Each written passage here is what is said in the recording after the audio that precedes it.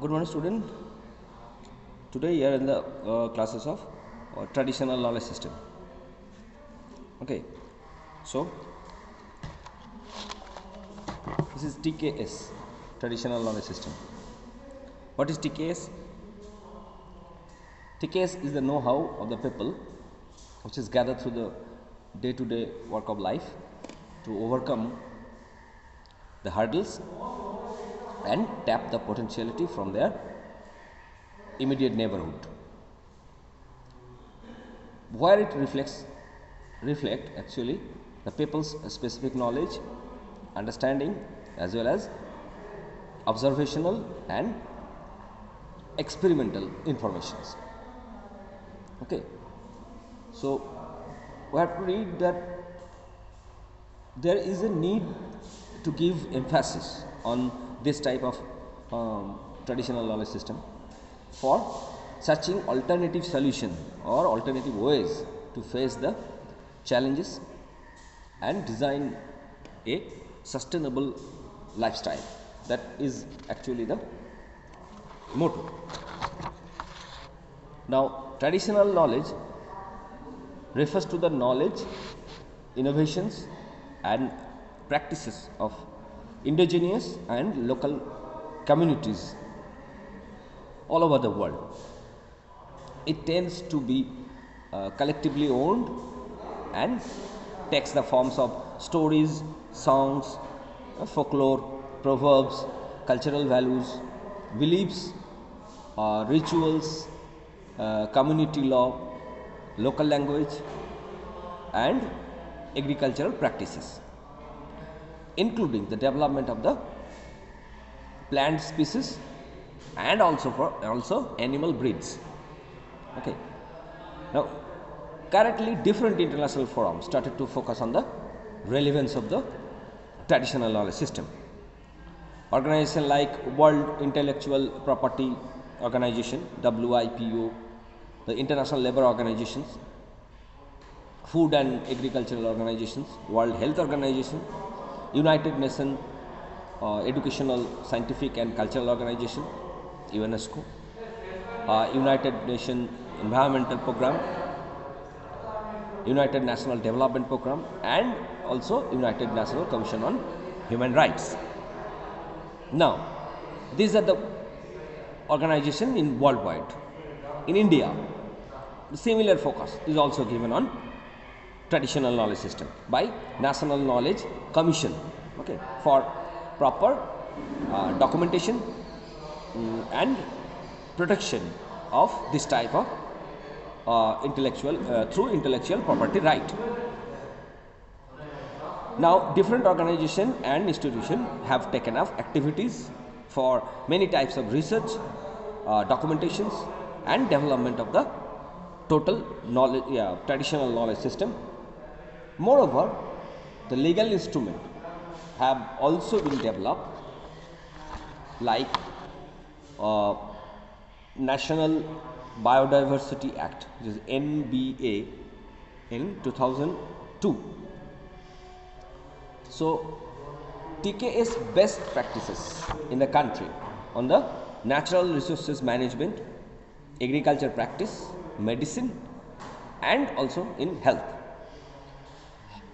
Parallelly in housing, in allied design and construction, which have the potential to act as the leverage to sustainable development.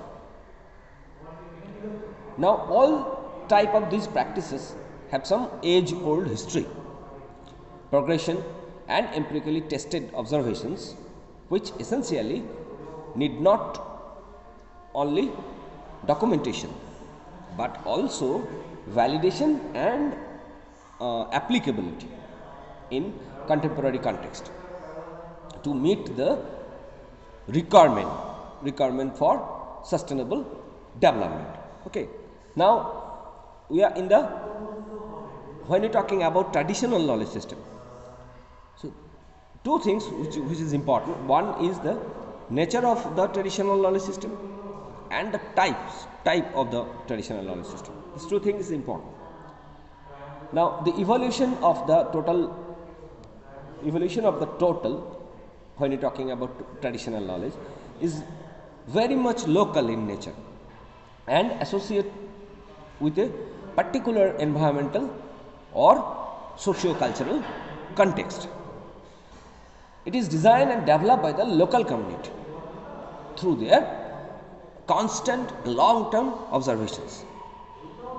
So, traditional knowledge has the characteristics of local, empirical and time tested dynamism.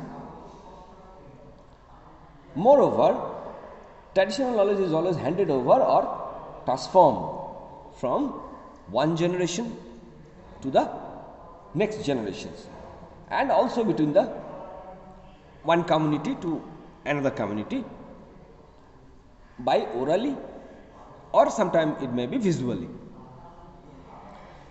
Now, from its domain of applications and associated management approaches,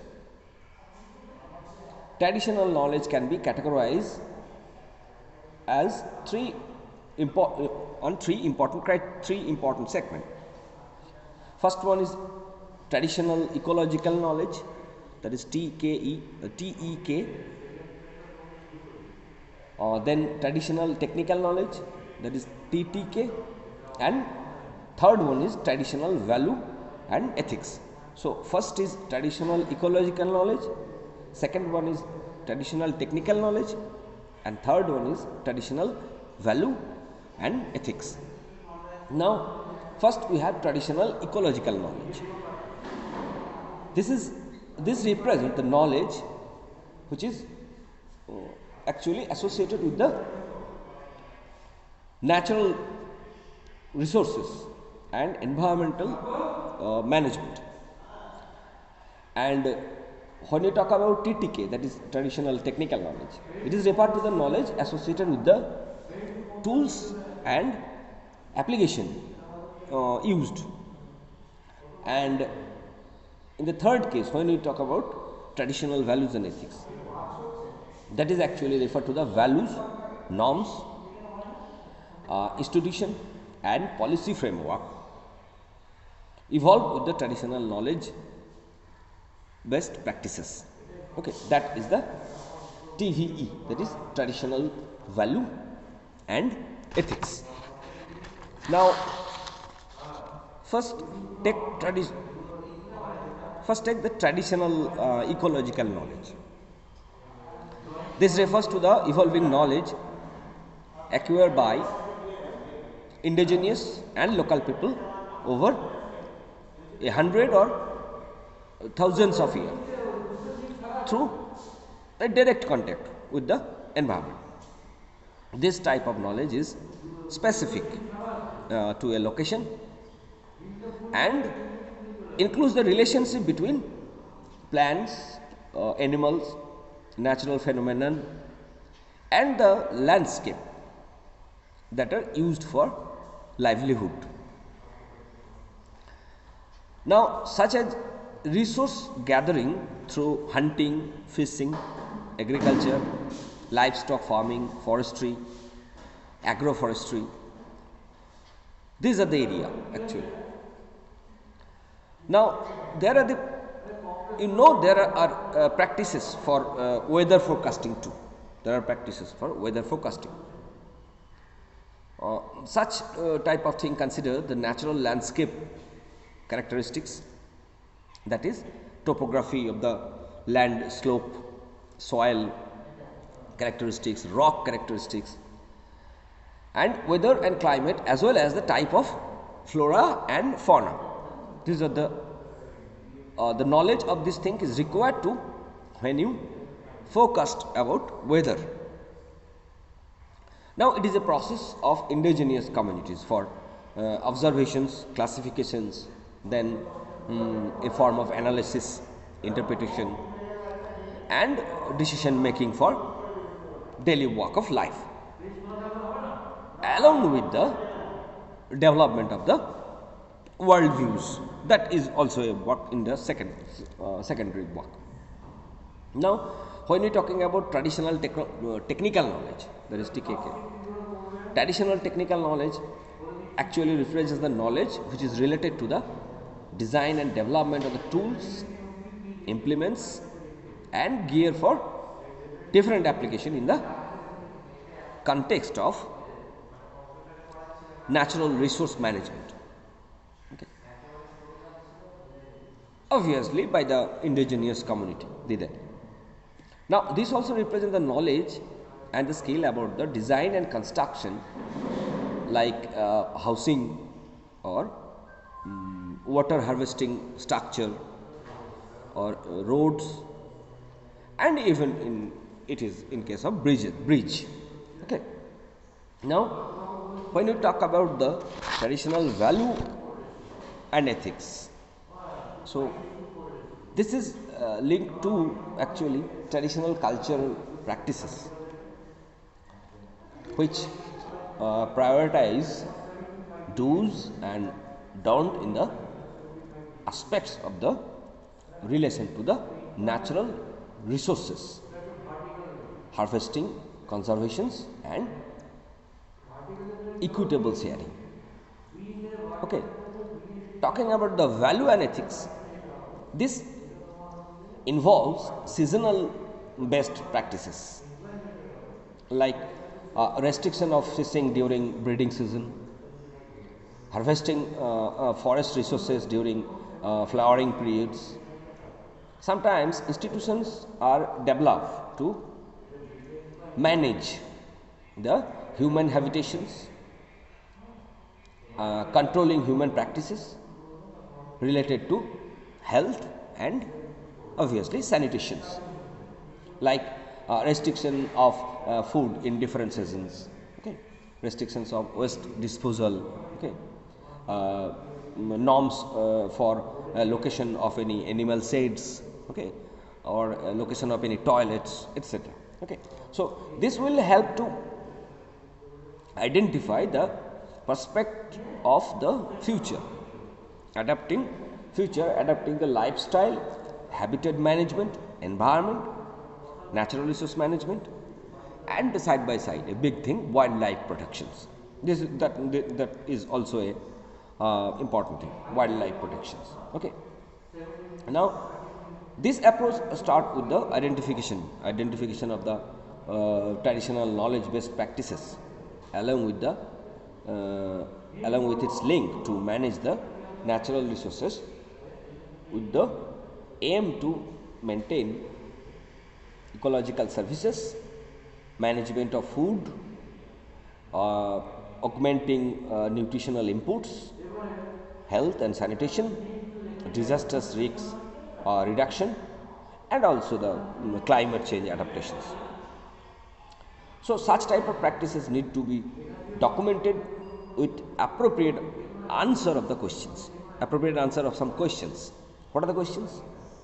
What is it actually? What is it? Where it is? Who practice it? Why it is in practice for a long time? From when this is being practiced? And how does it function? These are the questions to be documented with appropriate answer. Now, in the process of documentations, there is need to adapt the approach of process documentations. If required, one can adapt the tool like a flow chart with narratives, okay, like maps, photographs, okay. However, there is a need to mention that what type of traditional knowledge is focused in the study, that need to be mentioned. So, what type of traditional knowledge are the point of study. Now, the process of documentation is simple. It is that first is process is the identification, then you can go to documentations, and then the process is scientific validations, and then the process is evaluation of the future scope. So, it is identification, documentation, scientific validation, and then evaluation of the future's scope. Actually, when you're talking about ecological knowledge, traditional ecological knowledge, it is actually the basically we are talking about ecosystem sustainability. Ecosystem sustainability. When you're talking about technical knowledge, traditional technical knowledge, then you're actually talking about economic sustainability. Economic sustainability. And when you're talking about traditional ethics and values, traditional values and ethics, then actually we are talking about the social sustainability. So first thing is the ecosystem sustainability, second is the economic sustainability, and third is the social sustainability. These are actually the combination of traditional ecological knowledge, traditional technical knowledge, and traditional values and ethics. So two, three things we have to hear, we have to learn. The first thing is this, the sustainable and how to use the resources. That's the first one. So sustainability is a question, and for that sustainability, use of resources is the questions. And then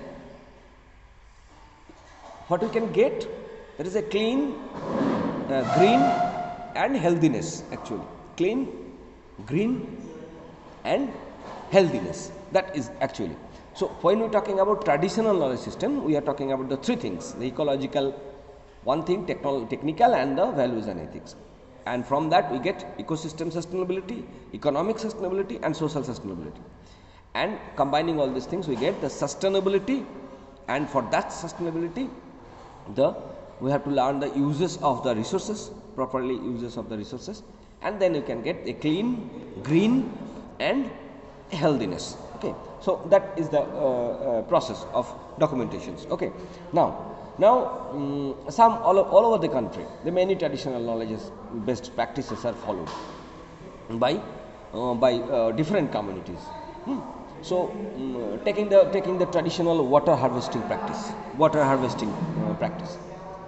so there are many age-old practices of harvesting water in our country.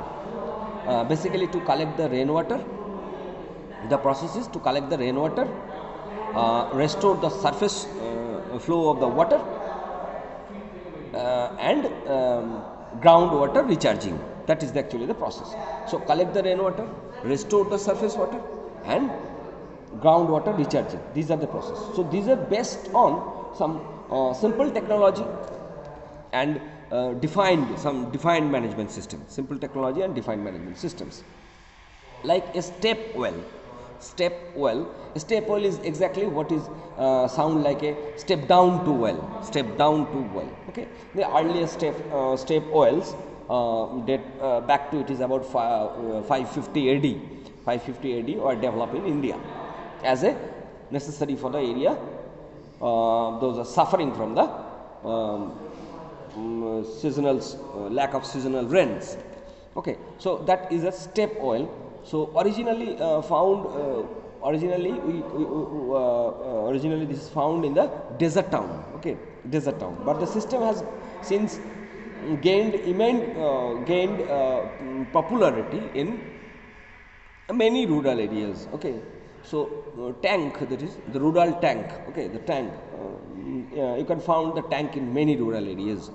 Normally the shape of that tank is generally, it is 6.1 meter in deep, 6.1 meter in deep, 4.27 meter in long it is, and 2.44 meter it is wide, 2.44 wide. This is a general dimension of the step oil or tank.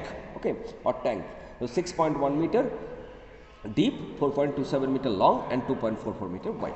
Okay, so this type of technique of the harvesting of water, you can say it is much more in the region of western Rajasthan. You can see this in western Rajasthan. So like that, Johad, Johad, Johad. This is an ancient practice of which is in Rajasthan. Johad. So Johad is a dam actually.